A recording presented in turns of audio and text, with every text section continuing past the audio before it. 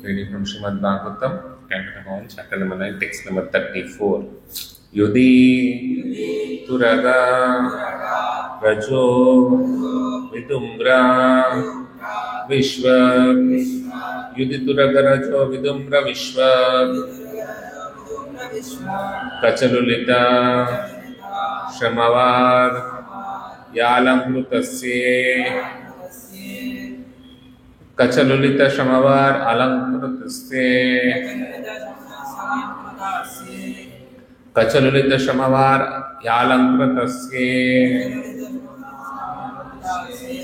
Mama Nishita Sharair Vibidhyamana Mama Nishita Sharair Vibidhyamana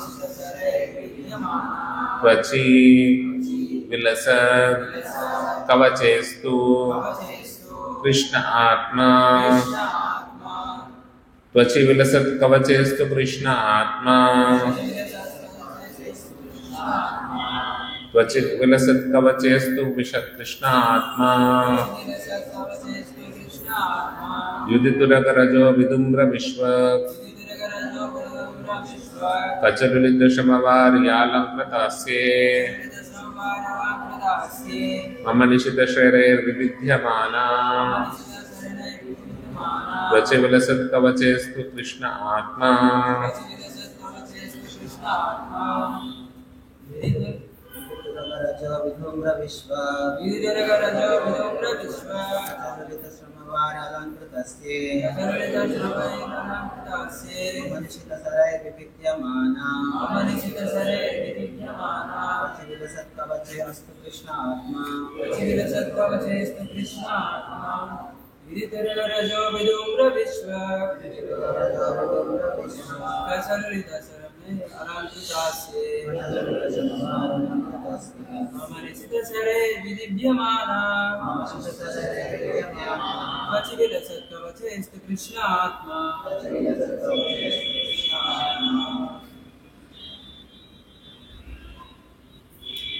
Forgot meaning. Yudhi on the battlefield. Turaga horses. Rajaha dust. Vidumra turned an ashen color. Vishwa waving. Kacha hair. Lita scattered.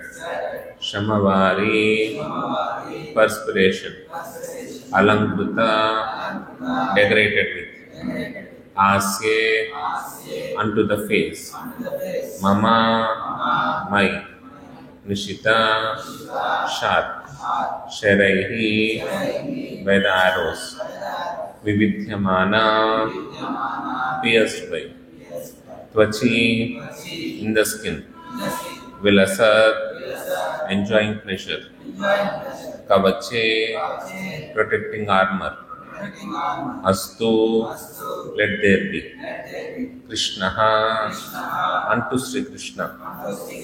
Atma mind. Translation and purport by His Divine Grace A.C. Bhaktivedanta Swami Srila Prabhupada. Translation. On the battlefield where Sri Krishna attended Arjuna out of friendship, the flowing hair of Lord Krishna turned ashen due to the dust raised by the hooves of the horses. And because of his labor, beads of sweat wetted his face. All these decorations, intensified by the wounds dealt by my sharp arrows, were enjoyed by him. Let my mind thus go on to Sri Krishna. Please repeat the translation. On the battlefield, where Sri Krishna attended Arjuna out of friendship, the flowing hair of Lord Krishna turned ashen due to the dust raised by the hooves of the horses. And because of his labor, beads of sweat wetted his face. All these decorations, intensified by the wounds dealt by my sharp arrows, were enjoyed by him.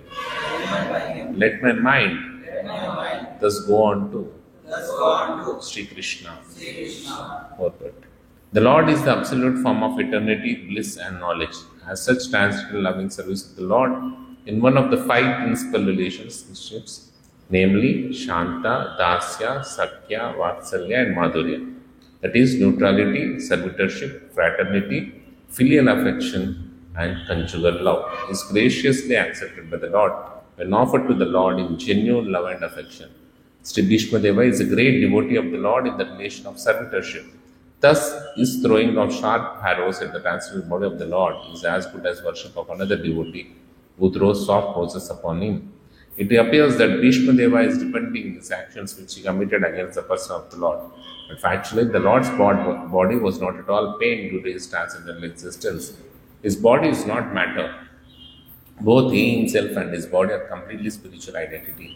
Spirit is never purged, burned, dried, mustered, etc. This is vividly explained in the Bhagavad Gita. So also it is stated in the Skanda Purana. It is said there that spirit is always uncontaminated and indestructible. It cannot be distressed nor can it be dried up.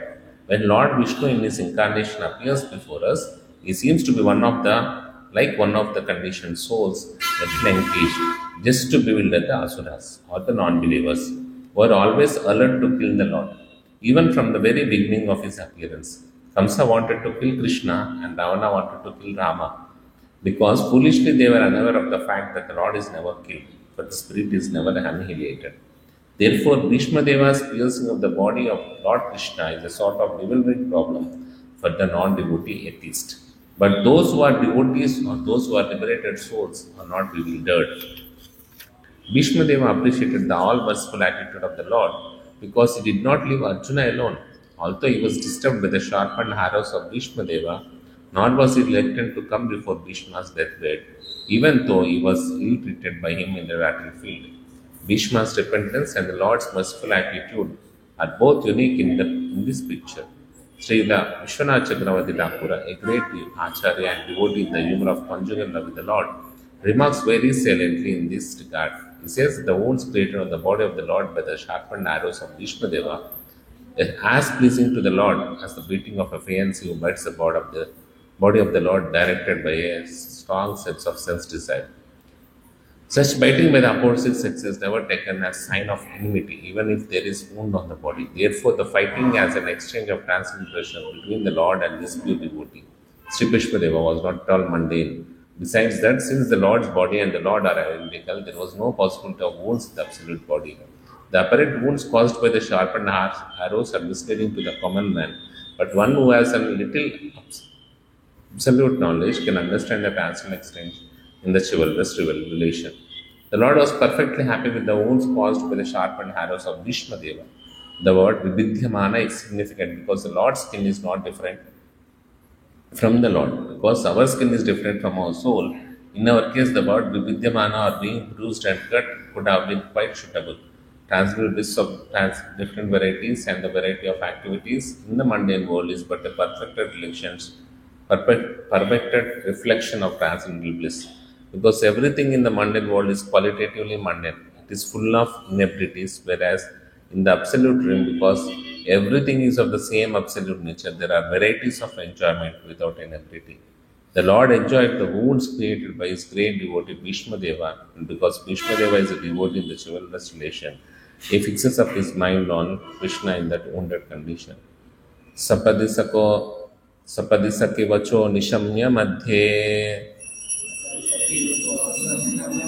निजपरयोर बलयोरतं निवेश्य स्थितवति परसैनिकयोर अक्ष्णा कृतवती Partha सखेरतिर्ममास्तु. In obedience to the command of his friend, Lord Sri Krishna entered the arena of the battlefield of Kurukshetra between the soldiers of Arjuna and Duryodhana, and while there he shortened the lifespans of the opposite party by his specific glance. This was done simply by his looking at the enemy. Let my mind be fixed upon that Krishna. In Bhagavad Gita, Arjuna ordered the infallible Lord Sri Krishna to place his chariot between the phalanxes of the soldiers. He asked him to stay there until he had finished observing the enemies. He had to face the battle. When the Lord was so asked, he at once did so just like an ordinary carriage. And the Lord pointed out all the important men on the opposite side, saying, Here is Bhishma, here is Drona, and so on. The Lord, being the supreme living being, is never the order supplier or order carrier of anyone, whoever may he be. But out of his causeless mercy and affection for his pure devotees, sometimes he carries out the order of the devotee like an awaiting servant. By executing the order of a devotee, the Lord becomes pleased as a father is pleased to carry out the order of his small child. This is possible only out of pure transcendent love between the Lord and his devotees. And Bhishma Deva is quite aware of this fact. He therefore addressed the Lord as the friend of Arjuna.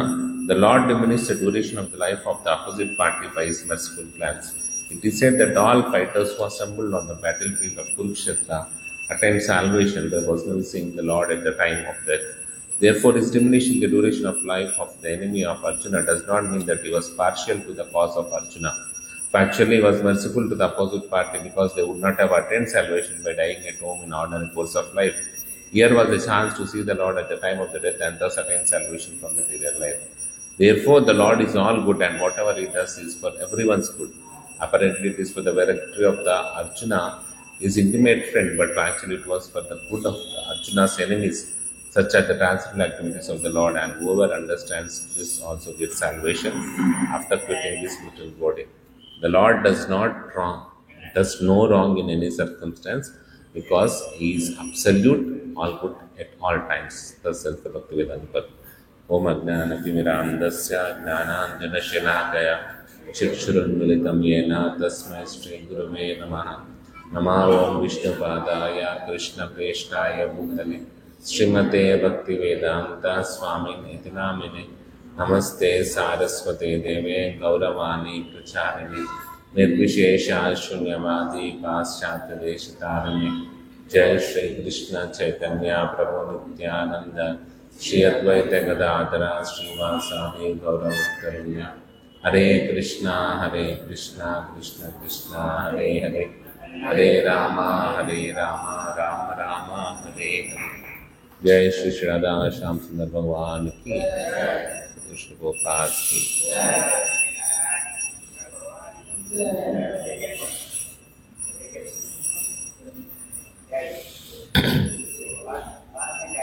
Yudhitiragarajo vidumra vishvat kachalulita shamavar alankratase mamanishita sharer vividhyamana tvachavilasat kavachestu Krishna Atma.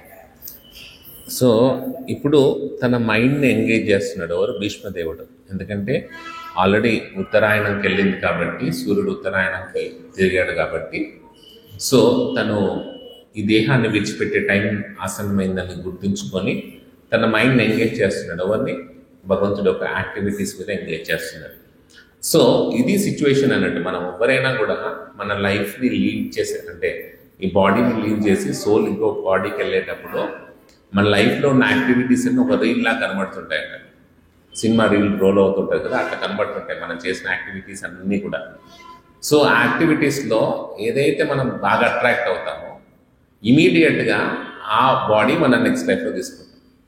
Suppose చూస్తున్నాం అనుకోండి, సడన్గా మన కుక్క ఏదో గుర్తుకొచ్చింది అనుకోండి, మనం పెంచుకున్న కుక్క, అది గుర్తుకొచ్చి దాని మీద మెడిటేషన్ చేస్తూ ప్రాణం వెళ్ళిపోయింది అనుకోండి. ప్రాణం మన కంట్రోల్ లేదు కదా, జస్ట్ ఆ రీల్ అనేది మన కంట్రోల్ కనబడుతుంటుంది మనకు. అప్పుడు ఆ కుక్క గుర్తుకొచ్చింది అనుకోండి, నెక్స్ట్ జన్మ ఓకే ఆ కుక్క జన్మ మనకి ఇస్తారు.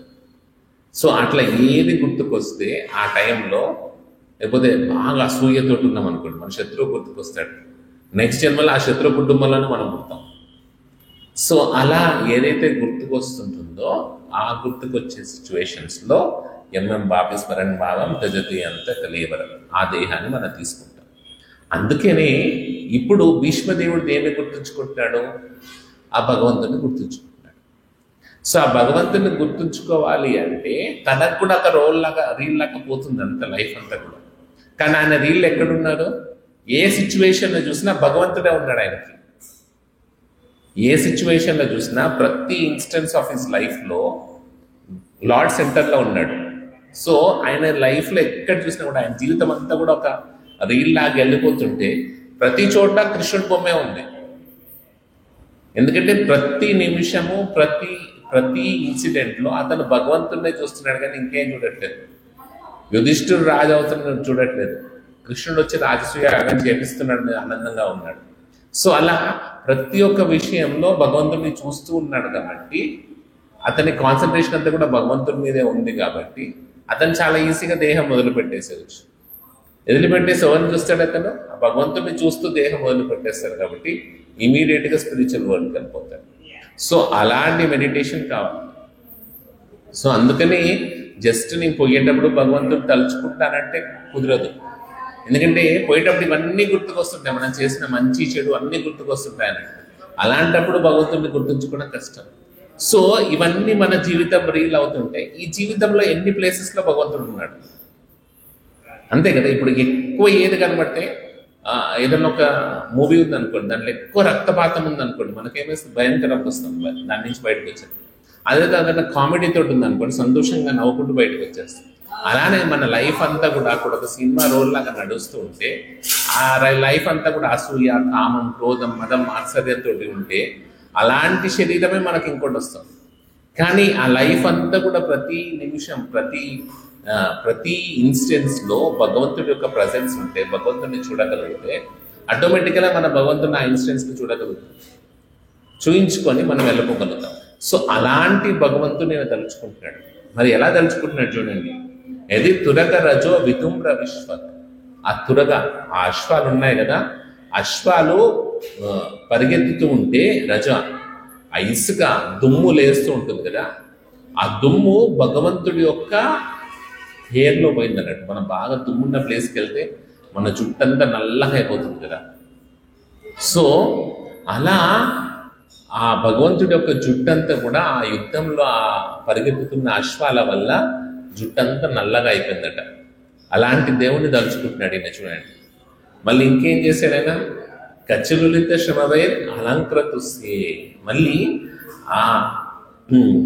ఆయన అలంకారం ఎలా జరిగేది? మనం మామూలుగా అలంకరణ ఏం చేస్తాం, మంచి చందనంతో వాటితోటి భగవంతుడిని మంచి మాలలతో అలంకరణ చేస్తాం. కానీ ఇప్పుడు ఆ యుద్ధంలో భగవంతుడి అలంకరణ దేంతో జరిగిందంటే, ఆ యుద్ధంలో పరిగెత్తుతూ శ్వేతం, చెమట వచ్చింది అన్నట్టు. చెమటనే ఒక్కొక్క ముత్యం లాగా ఉందట భగవంతుడి మీద. అలాంటి చెమట నిండిన దుమ్ము ధూళితోటి జుట్టు నుండిపోయిన భగవంతుడిని దలుచుకున్నాడు.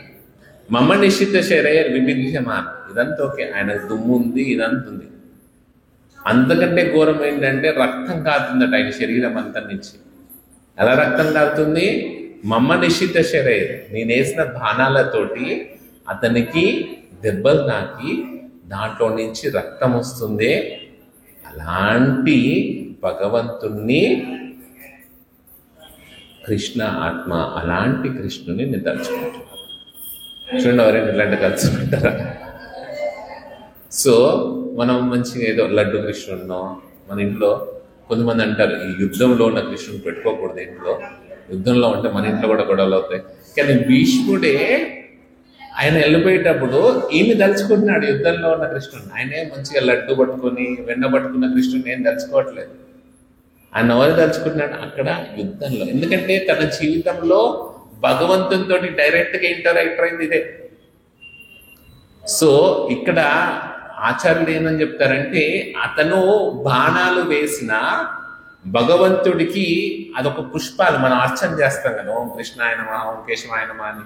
సో అర్చన చేస్తే ఎలా ఉందో ఆ అర్చన చేశాడట భీష్ముడు. ఎవరితోటి? ఆ బాణాలతో అర్చన చేశాడు. ఎందుకంటే తన యొక్క సంబంధ భగవంతుడితో అలా ఉంది. అతను దాస్య రసంలో భగవంతుడిని సేవిస్తున్నాడు, ఒక సేవకుడిలాగా. కానీ ఆ సేవ ఎలా ఉంది భగవంతుడితోటి? ఒక క్షత్రియ భావంలో ఉంది, ఒక యుద్ధ భావంలో ఉంది. సో క్షత్రియ భావంలో ఉంటే యుద్ధం చేయాలి భగవంతుడితో. సో ఇప్పుడు మనం ఎవరైనా ఉన్నారనుకోండి, మన ఇంట్లో ఎవ్వరు లేరు, మనం ఒక్కరే ఉన్నాం అనుకోండి, ఏం చేస్తాం మనం? ఎవరో ఒకరిని మన ఇంట్లో ఉన్న సర్వెంట్ని పిలిచి మనం చెస్ ఆడదాంరా, లేకపోతే మన షటిల్ ఆడదాంరా అంటాం కదా.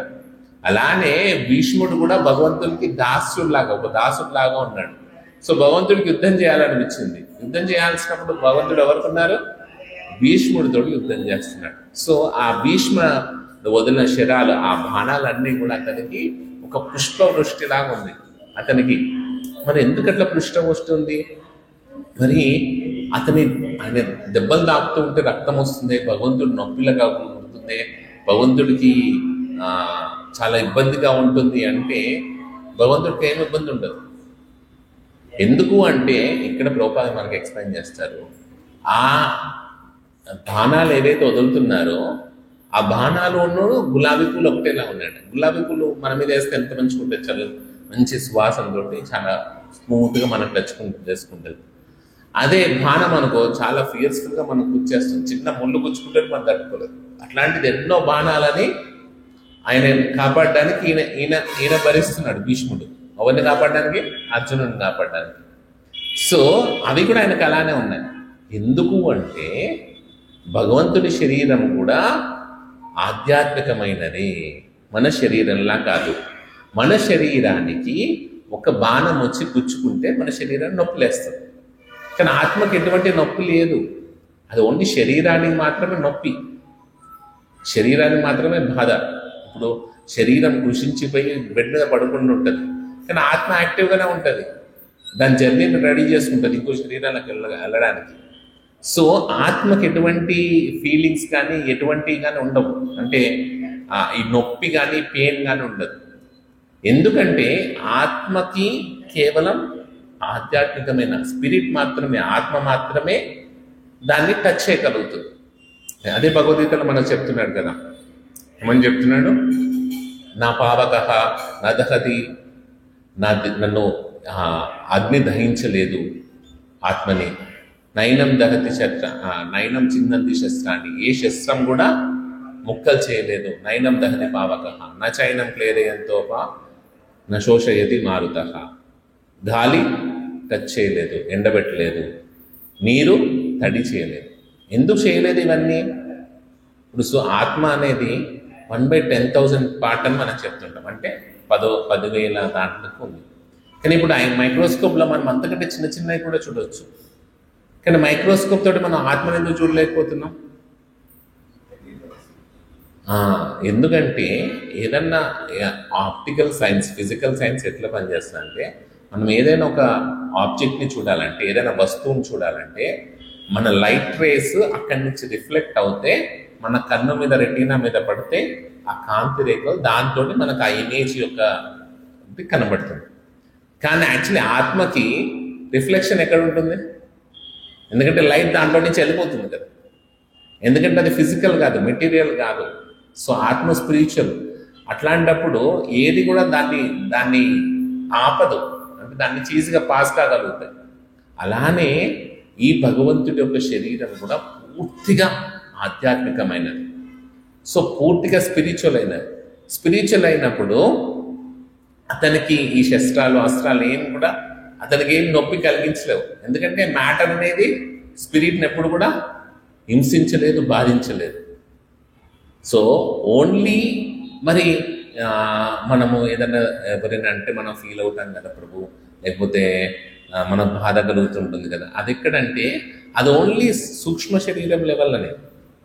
మనస్సు, బుద్ధి, అహంకారానికి ప్రాబ్లం, కానీ ఆత్మ ప్రాబ్లం లేదు. ఎందుకంటే ఒకవేళ ఎవరైనా కొట్టినా బాధ లేదు, కానీ ఎవరైనా తిడితే చాలా బాధపడతాం. అంటే మనము గ్రాస్ లెవెల్ దాటిపోయి సూక్ష్మ శరీరం లెవెల్లో ఉన్నాం. ఆ సూక్ష్మ శరీరంలో ఎవరైనా మనల్ని హర్ట్ చేస్తే మనం హర్ట్ అయిపోతాం. ఎందుకంటే ఈ ఆత్మ సూక్ష్మ శరీరం నాది అన్న ఫీలింగ్ అవుతుంది, అహంకారంతో అవుతుంది. కానీ దాన్ని దాటి మనం ఏదైతే ఆత్మస్థితిలో ఉంటామో అట్లాంటప్పుడు మనకు సూక్ష్మ శరీరానికి హర్ట్ చేసిన ఏం కాదు, స్థూల శరీరానికి ఓడొచ్చి కొట్టిన ఏం కాదు. ఎందుకంటే అంత స్ట్రాంగ్గా మనం ఆత్మస్థితిలో ఉంటాం. అది భగవంతుడికి అలానే ఉందన్నాడు. భగవంతుడు సచ్చిదానంద విగ్రహం, భగవంతుడి యొక్క రూపము, ఆనందము శాశ్వతమైనది. సో అలాంటి సచ్చిదానంద స్వరూపంలో ఉన్న భగవంతుడికి శరీరము, ఆత్మ అనేది వేరు లేదు. ఎందుకంటే భగవంతుడి యొక్క శరీరమే భగవంతుడి యొక్క ఆత్మ. అందుకనే అతన్ని చంపాలని వాడైనా కోరుకుంటే చంపలేడు ఎప్పటికి కూడా. ఎవరు భగవంతుడు చంపలేరు. ఎట్లా చంపుతారు? ఆత్మను చంపగలుగుతామా? చంపలేము. అలానే భగవంతుని కూడా ఎవరు చంపలేరు. భగవంతుని చంపాలని కంసుడు, రావణుడు వీళ్ళంతా పెద్ద పెద్ద ప్లాన్లు చేశారు, కానీ వారు కూడా చంపలేకపోతున్నారు. ఎందుకంటే భగవంతుడి శరీరం అంతా కూడా ఆధ్యాత్మికమయమైనది. అందుకనే ఈయన వేసే ఆ బాణాలు కూడా తనకి చాలా చాలా ఒక పుష్పాల మాదిరిగా ఉన్నాయన్నట్టు. మరి ఇంకేం మెడిటేట్ చేస్తున్నా నేను? సపతి సఖీ వచో నిశమ్య మధ్యే నిజ బలయో రథం నివేశ్య సితవతి పర సైనికి అక్ష్ణ ఋతవతి పార్థ సఖీ రతిర్మమస్తు. సఖీవచ ఆ అర్జునుడు చెప్పాడు ఏమని, నిశమ్య మధ్య ఆ 2 సైన్యాల మధ్యలో నా రథాన్ని తీసుకెళ్లి పెట్టు అంటే పెట్టాడు. పెట్టి నిజబలయోర్ బలయోర్ రథం నివేశ, రథం పెట్టి ఎవరెవరు ఉన్నారో చెప్తున్నాడు. ఏమని, అక్కడ భీష్ముడు ఉన్నాడయ్యా, ఇక్కడ ద్రోణుడు ఉన్నాడయ్యా, ఇవన్నీ చెప్తున్నాడు. అంటే ఒక సేవకుడిలాగా సేవ చేస్తున్నాడు. ఎవరికి? అర్జునుడికి భగవంతుడు. అంటే అలాంటి భగవత్ స్వరూపం. అంటే ఎంత భక్త వాత్సల్యం ఉంటే గాని మనం ఏమైనా ఉందనుకోండి, మనం వెళ్ళి మన ఇంట్లో పని మనిషి వడ్డిస్తాం, కూర్చో అమ్మా సోఫాలో కూర్చో అని వడ్డించమ్మా. కానీ భగవంతుడు తన సేవకుడికి సేవకుడై సేవ చేస్తున్నాడు. అంటే ఎంత వాత్సల్యత, ఎంత ప్రేమ భగవంతుడికి ఉంది చూడండి.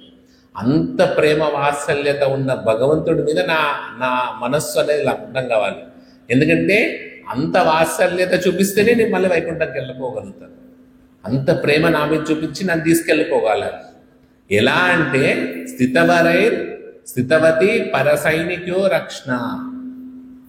ఈయన ఓన్లీ అర్జునుడి మీద తన వాత్సల్యం చూపించట్లేదు, అర్జునుడిని ఒక్కడి మీద చూపించట్లేదట, వేరే సైనికుల మీద కూడా చూపిస్తున్నాడట. ఎలా? వాళ్ళ మీద తన యొక్క దృష్టి పడంగానే, భగవంతుడి యొక్క సృష్టి పడంగానే వాళ్ళ ఆయుస్సు క్షీణించిపోయిందట.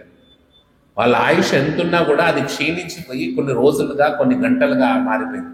ఎందుకంటే వాళ్ళు ఆ యుద్ధంలో చనిపోవాలంటే వాళ్ళ ఆయుష్ ఎక్కువ ఉంటే చనిపోలేరు కదా.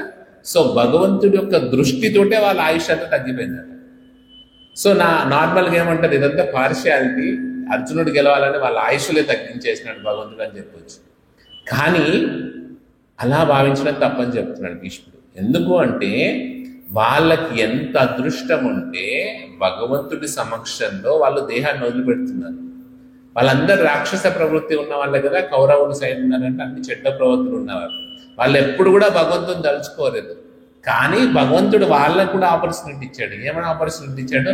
రండి నా ముందుకు రండి, మీ ఆయుష్ అంతా తీసేసి నా ముందే మీ ప్రాణాలు తీసేస్తాను, అలా మీరు కూడా మోక్షానికి వెళ్ళిపోవచ్చు. అంటే భగవంతుడు వాళ్ళకి మంచి చేశాడా చెడ్డ చేశాడా? మంచి చేశాడు. అలా శత్రువులకు కూడా భగవంతుడు తన మంచి ద్వారా వాళ్ళని ఉద్ధరింపజేశాడు అన్నాడు. సో అలాంటి భగవంతుని నేను తలుచుకుంటున్నాను అంటున్నాడు. ఎవరు? భీష్ముడు. ఋతవతి పార్థసకే రతిర్మమస్తు. ఆ రతి నా రతి అంతా కూడా, నా అనురాగం అంతా ఎవరి మీద ఉండాలి, నా మనస్సు అంతా ఎవరి మీద ఉండాలి? ఆ పార్థసఖ, ఎవరైతే పార్థసఖుడుగా అక్కడ ఉన్నాడో, అర్జునుడి యొక్క విజయం కోసం కష్టపడ్డాడో అలాంటి భగవంతుడి గురించి నేను ధ్యానించాను. ఎందుకంటే ఇవి మనకు ఒకసారి చూస్తుంటే భగవంతుడు పార్షియల్గా ఉన్నట్టు ఇట్లా అనిపిస్తుంటుంది కదా, ఇలా ఉన్నాడని. కానీ ఎప్పుడైతే మనం రియలైజ్ చేసుకుంటామని భగవంతుడు ఎవరికైనా, భగవంతుడు ఏది చేసినా కూడా మన మంచి కోసమే చేస్తాడు. ఎందుకంటే భగవంతుడికి అహం బీజ ప్రతపిత, అందరికీ భగవంతుడే బీజం, విత్తనం ఇచ్చినవాడు. సో భగవంతుడికి ఎటువంటి భేషజాలు ఉండవు, అందరు తన పిల్లలే. ఆ పిల్లలు కొంచెం అల్లరి చేస్తున్నారని వాళ్ళని భయపట్టిస్తాడు అంతే తప్పితే వాళ్ళ మీద ఎటువంటి శత్రుత్వం అనేది భగవంతుడికి ఉండదు. సో ప్రభుపాద ఇక్కడ ఏమంటున్నారంటే, ఎవరైతే ఇలాంటి భగవంతుడి యొక్క యాక్టివిటీస్ని అర్థం చేసుకోగలుగుతారో వాళ్ళకు కూడా ముక్తి లభిస్తున్నది. జస్ట్ వాళ్ళ యాక్టివిటీస్ని, జస్ట్ భగవంతుడు ఎలా చేశాడు, భగవంతుడు అందరికీ ఎలా తన వాత్సల్యత చూపించాడు, భగవంతుడు ఎలా అందరినీ కాపాడాడు అని ఆ భగవంతుడి యొక్క కర్మ ఏదైతే భగవంతుడి యొక్క యాక్టివిటీస్ ఉన్నాయి కదా, జస్ట్ అవి తలుచుకున్నా కూడా మోక్షాన్ని ప్రసాదిస్తాడు భగవంతుడు. సో అది మన యొక్క సంకల్పం కావాలి. ఏంటి? ఆ భగవంతుడి యొక్క కర్మని మనం ఎప్పుడు గుర్తుంచుకోవాలి. మనం ఏం గుర్తుంచుకుంటాం? ఇప్పుడు మన ఫేవరెట్ క్రికెటర్ ఏం కర్మ చేస్తున్నాడో, వాడు ఏం పెళ్లి చేసుకున్నాడా, పిల్లల్ని కన్నాడా, లేకపోతే ఆ హీరోయిన్ ఒకటి చేసుకుంది, ఈ హీరో ఒకటి విడాకులు, ఇవే యాక్టివిటీస్ గురించి ఆలోచిస్తే మనం కూడా వాళ్ళపై దరిద్రలో కాదు, మనం కూడా పోవాల్సి వస్తుంది.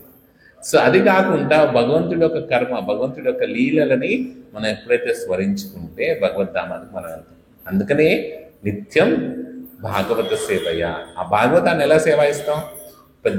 కొంతమంది పెద్ద సింహాసనం వేసుకొని భాగవతం బుక్ దాని మీద పెట్టి మంచి రోజు పూజ చేసి పుష్పాలు పెట్టి పసుపు గంధం అన్ని జరుపుకుంటూ కూర్చుంటే భాగవత సేవ కాదు. భాగవత సేవ అంటే ఆ భాగవతాన్ని వినడం ద్వారా, భాగవతాన్ని చదవడం ద్వారా సేవ చేసుకోవడం. ఎప్పుడైతే అలా భాగవత సేవ జరిగితే భగవంతుని యొక్క లీలనని మనము స్మరించుకుంటూ ఉంటే మనకు కూడా మోక్షం అనేది చాలా ఈజీగా అవుతుంది. ఎందుకంటే జన్మ కర్మచమే దివ్యం ఏవం యో వేతి తత్వతః తత్వాదేహ పునర్జన్మ నైతి మామేతి సోర్చున. ఎవరైతే నా జన్మని, నా లీలను ఎవరైతే తలుచుకుంటూ ఉంటారో, వాళ్ళని అర్థం చేసుకుంటారో వాళ్ళకి పునర్జన్మనే లేదు. మరి ఆ జన్మలీలని అర్థం చేసుకోవాలంటే ఏం కావాలి? మనకు ఆ అర్థం చేసుకునే, ఆ తత్వాన్ని అర్థం చేసుకునే శక్తి కావాలి. ఇప్పుడు మనం ఎట్లున్నాం? ఎల్కేజీ స్టూడెంట్లా ఉన్నాం. అదేమో పీజీ సబ్జెక్ట్. ఆ లీలలు మనకు అర్థం కాదు. భగవంతుడు రాసలీల చేయడం ఏంటి? ఎంతున్నాడు భగవంతుడు అప్పుడు? 6 ఏళ్ల పిల్లాడు అమ్మాయిలతో ఆడుకుంటుంటే ఏముంటుంది? మనం ఫస్ట్ క్లాస్ పిల్లల్ని అబ్బాయిలు అమ్మాయిలు దూరం ఉండండి అన్నాను కదా. కానీ అది ఎక్కడో చూస్తుంటాం మనం. సో అవన్నీ మనకు అర్థం కావు. అర్థం కావాలంటే మనం కూడా ఆ పీజీ లెవెల్కి వెళ్ళాలి. ఆ పీజీ లెవెల్కి వెళ్ళాలి అంటే మనలో ప్యూరిఫికేషన్ కావాలి. ఎందుకంటే మన మనసు అంతా ఇప్పుడు ఏమి డస్ట్బిన్ తోటి నిండిపోయి ఉంది. కామ, క్రోధ, లోభ, మద, మాత్సర్యాలు. అవి ఎప్పుడైతే శుద్ధి అయిపోతూ ఉంటాయో అప్పుడు మనకు భగవంతుడి యొక్క తత్వం ఇంకా బాగా అర్థమవుతుంది. ఆ శుద్ధి అయ్యే ప్రాసెస్ని స్టార్ట్ చేయాలి. దానికోసం కూడా భగవంతుడే వచ్చాడు. ఎలా వచ్చాడు? నామరూపంలో వచ్చాడు. నామకారి బహుదా నిజ సర్వశక్తి. అతని శక్తి అంతా కూడా ఈ నామరూపంలో, కలియుగంలో ఇచ్చి మనల్ని నామరూపంలో ఉద్ధరించడానికి భగవంతుడు వచ్చాడు. సో అలా నామరూపంలో భగవంతుని సేవ చేసుకోవడం వల్ల భగవంతుడి యొక్క గుణ, ఐశ్వర్య, లీలలన్నీ కూడా మనకు సంపూర్ణంగా అర్థమవుతాయి. అప్పుడు మనం ఈజీగా ముక్తలోకానికి, మోక్షలోకానికి, వైకుంఠ లోకానికి వెళ్ళిపోతుంది. అది ప్రతి జీవి యొక్క అసలైన ధర్మం, ప్రతి జీవి యొక్క అంతిమ లక్ష్యం. అది ఏంటి? ఈ జనన మరణ చక్రం నుంచి దూరం అయిపోయి ఆ భగవద్ధామాన్ని చేరడం. అది ఎక్కడి నుంచి స్టార్ట్ అవుతుంది? శ్రవణం, కీర్తనం, విష్ణు. శ్రద్ధగా మనం జపం చేస్తూ శ్రద్ధగా వినడం ద్వారా ఈ ప్రాసెస్ అంతా స్టార్ట్ అవుతుంది.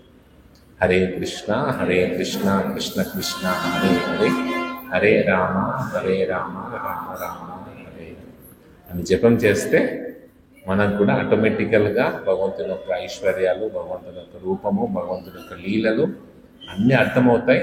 మన మనసులో కంప్లీట్ ఫ్రేమ్, స్ట్రాంగ్ ఫ్రేమ్ వేసుకొని ఉంటాయి అన్నట్టు. ఇంకా మన మనసులో ఏం గుర్తుండవు అప్పుడు. ఓన్లీ భగవంతుడు మాత్రమే గుర్తుకొస్తుంది. ఓకే, ఏమైనా క్వశ్చన్స్ అండి?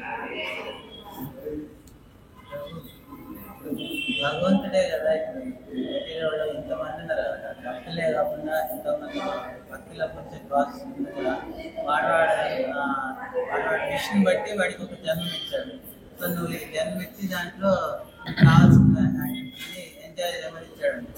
ఇప్పుడు మరి భగవంతుడే అది ఇచ్చి వాడిని వాడు తీసుకొస్తుంది ఇచ్చి మనం అది ఎంజాయ్ చేస్తున్నప్పుడు మళ్ళీ వాడిని వెళ్ళి డిస్టర్బ్ చేస్తే భక్తి చేసుకో, కృష్ణ నామం తీసుకో అట్లా చెప్పడం. ఇప్పుడు ఒక పిల్లాడు ఉన్నాడు అనుకోండి, మనం పని చేసుకుంటుంటే ఏం చేస్తాం? వాడికి ఏదో మొబైల్ పెట్టేసి, ఏదో టీవీ పెట్టేసి డిస్ట్రాక్ట్ చేస్తాం. కానీ వాడు టీవీ చూస్తూ ఉంటే కొంతసేపు అయినాక మన పని అయిపోయినాక ఏం చేస్తాం? ఆపేసి వాడిని తీసుకొచ్చి చదివిపోయడము అదే చేస్తాం కదా. వాడు ఎంజాయ్ చేస్తున్నాడు కదా అని వాడిని 24 గంటలు టీవీ చూపిస్తే వాడు కళ్ళు పాడైపోతే వాడి ఆరోగ్యం పాడైపోతుంది. అలానే వాడికి ఇష్టం, జీవికి ఇష్టం ఏంటి? మెట్రల్ వరల్డ్లో కంటిన్యూ అవ్వడం అనేది జీవికి ఇష్టం అన్నది. మెట్రల్ వరల్డ్ నుంచి బయటికి పోవాలని జీవి ఎప్పుడు అనుకోడు. ఎక్కడ తిష్టంతి స్థావరహ, ఇక్కడ తిష్ట వేసుకొని కూర్చోవాలనుకుంటాడు. సో వాడికి ఎప్పుడు ఇంట్రెస్ట్ ఉండదు పోవాలని. సో ఇంట్రెస్ట్ లేకపోయినా కూడా సార్ ఏం చేస్తాడు? కూర్చోబెట్టి దండించో గిండించో వాటితోటి ఎక్కాలు నేర్పిస్తాడు కదా. వాడికి ఇష్టం లేదు ఎక్కాలు నేర్చుకోవడం అని వదిలేస్తే ఎట్లా? సో వాడికి అలాంటి యాక్టివిటీస్ ఉన్నా కూడా వాడికి నేర్పిస్తే ఎప్పుడో ఒకప్పటికి వాడికి ఆ టేబుల్ అనేది వస్తుంది. అలానే అలాంటి జీవి ఎంజాయ్ చేస్తూ ఉన్నా కూడా వాడికి ఎంతో కొంత మన కృష్ణ కాన్షియస్నెస్ వచ్చి ఇది కాదురా సంపూర్ణమైన ఆనందం, నువ్వు ఏదో పిచ్చి దాంట్లో వెతుక్కుంటున్నావు, అసలైన ఆనందం ఉందని వాడికి జాగృతం చేస్తే ఈ జన్మలు కాకపోయినా 1,00,000 జన్మల తర్వాత వాడు మళ్ళీ కృష్ణ కాన్షియస్ అవుతాడు. ఇప్పుడు అక్కడ ఉన్న వాళ్ళంతా కూడా ఇమీడియట్గా ఆ జన్మెత్తి ఆ జన్మలుగా రాలేదు. వాళ్ళు ఎన్నో జన్మల నుంచి అజ్ఞాతంగా భగవంతుని గురించి తెలుసు అని ఉంటారు, కానీ ఎన్నో తప్పులు చేస్తుంటారు. ఆ తప్పుల వల్ల భగవంతుని శత్రువులుగా పుట్టినారు. కానీ అదృష్టం ఏంటంటే భగవంతుడు ముందు పుట్టినారు కాబట్టి ఆ జన్మలోనే వాళ్ళకి ముక్తి అనేది లభించింది. సో అంత ఈజీగా కూడా ముక్తి రాదు. భగవంతుడి దగ్గర పుట్టాలి అన్నా కూడా నువ్వు ఎన్నో జన్మలో నీకు తెలుసో తెలియకనో పుణ్యకర్మ చేయాలి. మన కార్తీక మాసం మహత్యంలో ఒక కథ చెప్తారు. ఏంటి, ఒక ఎలుకట జస్ట్ ఏకాదశి రోజు దానికి ఏం తిండి దొరకలేదట.